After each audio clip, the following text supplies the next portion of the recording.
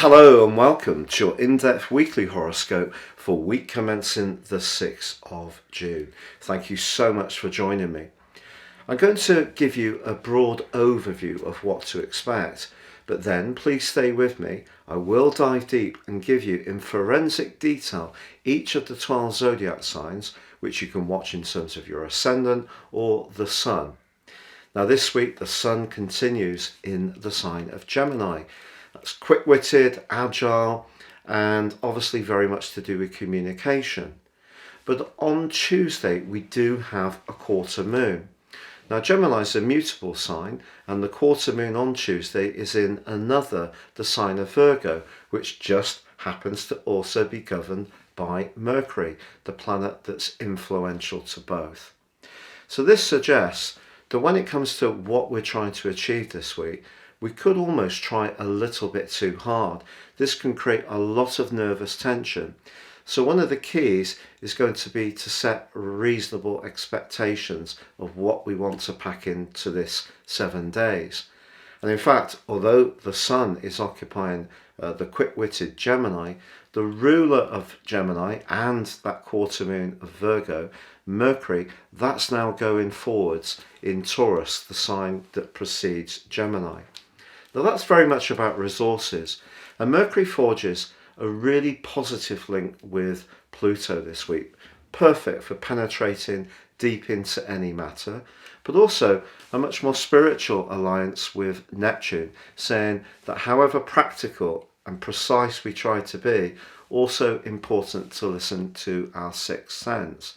But Mercury's in a much more challenging right angle to Saturn, as is the North Node.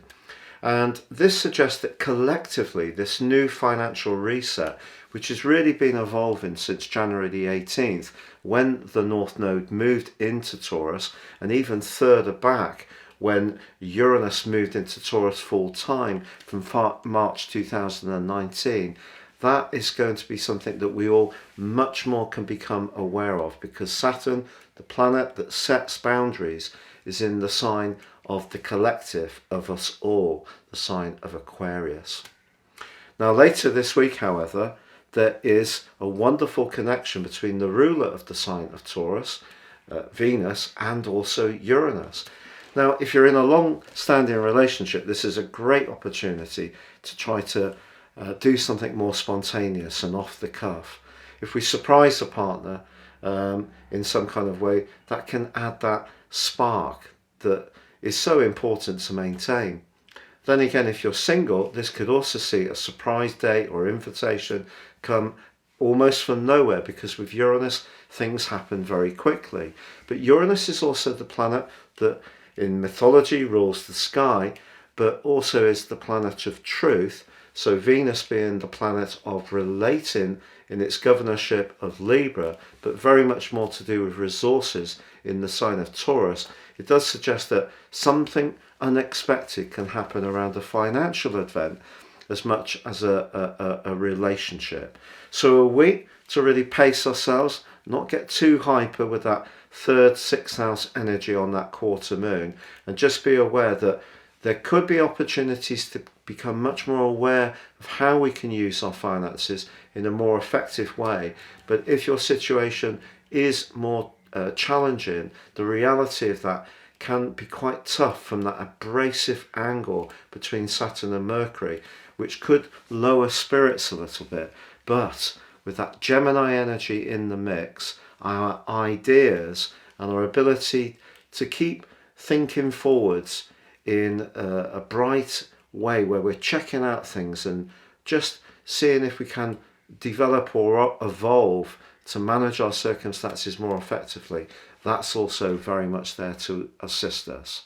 If you'd like to ascend above this zodiac broadcast and understand how more serious astrology can influence your life, if you give me 3 pieces of personal birth data, I can give you a roadmap that can guide you for the rest of your life.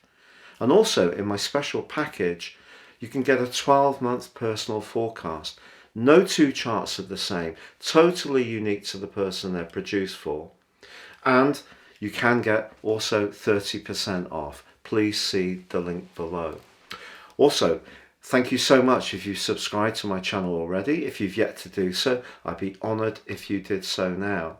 I'm very close to the 100,000 mark. Please click or tap on the bell notification symbol. Thank you. So Leo, your week commencing the 6th of June forecast sees the sun continue its journey in the 11th house. And of course in the sign of Gemini, that's bright, it's breezy, it's friendly, very much to do with your future, can also be to do with friendship and the collective. The quarter moon, however, on Tuesday is in Virgo, which is house 2 for you. House 11 against house 2 just suggests that when it comes to your longer term plans, being conscious of the cost and the feasibility is going to be important. Sorry if that sounds like I'm being a bit of a killjoy. I'm not wanting to be that at all, because the collective of energy in the sign of Taurus is really giving you an amazing platform to raise your profile at the moment and seek greater recognition for your talents and skills. So a great time to reach out for a new job. So maybe the quarter moon could be if you're having a discussion about a deal, if you work for yourself, or you're thinking about buying something, or someone does offer you a package, that you don't compromise what you really want too much.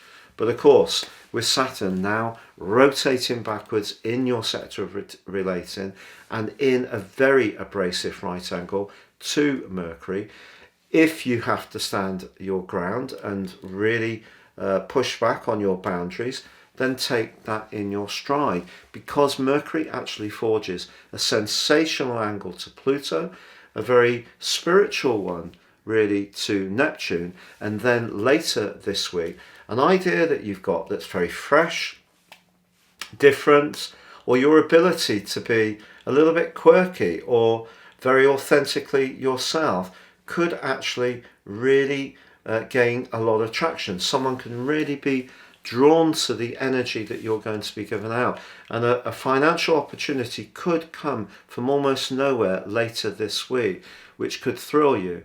That's because of Venus conjunct Uranus, of course. Now, if this relates more in your situation to your personal life rather than your professional situation, because it's in house 10, then maybe it's to do with who tends to sort of be the key decision maker in an existing relationship.